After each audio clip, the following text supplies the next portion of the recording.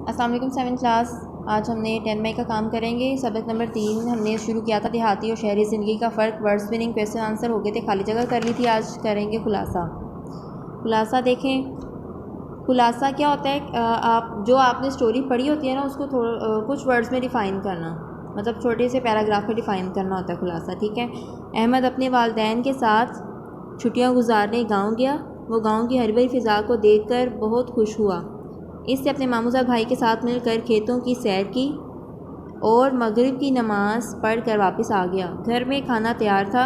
वो रात का खाना इतनी जल्दी खाने पर हैरान था, मगर ममानी जान ने बताया कि गांव में लोग रात का खाना जल्दी खा लेते हैं, क्योंकि गांव में लोग जल्दी सोते हैं और सुबह जल्दी उठते हैं। देहात में चीज़ें खालिस होती हैं, शहरों में मकान तंग, जबकि शहर में खुले खुले होते हैं। गांव के लोग ज़्यादातर खेती बाड़ी करते हैं। शहरों में धुआं फ़िज़ा को आलूदा कर रहा है, जबकि गांव की फ़िज़ा साफ़ सुथरी होती है। देहात और शहर का रहन सहन अलग है। ठीक है, ये है, आपने इसके साथ ही लिखना है।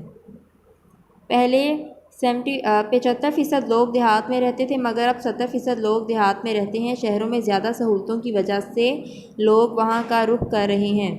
यहाँ पे आपने कर लिखना है, कर रहे हैं। ठीक है। अगर देहात और शहर दोनों तरक्की करेंगे तो मुल्क खुशहाल होगा। यहाँ पे इस सबक में उन्होंने क्या बताया हुआ है, देहाती और शहरी ज़िंदगी का फ़र्क, दोनों के अपने फ़ायदे हैं। गाँव में ज़्यादा सहूलतें होती हैं, लेकिन जो गाँव होता है वहाँ का इन्वायरमेंट अच्छा होता है, वहाँ पर जो हवा होती है वो प्योर होती है। ठीक है। आपने खुलासा लिखना भी और इसको याद भी करना है।